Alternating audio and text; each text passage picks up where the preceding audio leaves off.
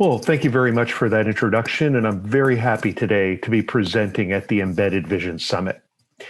I'm going to talk today about how edge computer vision is used in the built environment, not just to help people understand what's going on in the built environment, but actually to also solve one of the biggest issues facing the world today, which is climate change, and how edge computer vision can help reduce energy usage and CO2 emissions.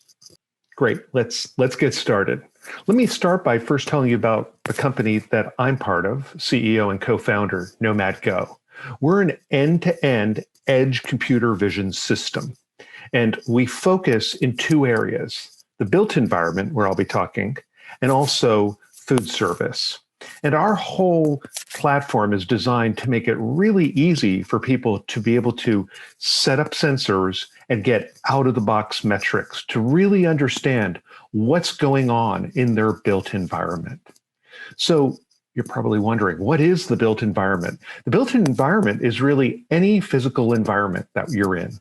It could be a commercial building, it could be a residential building, it could be a school, higher ed, any space where people come and they occupy it.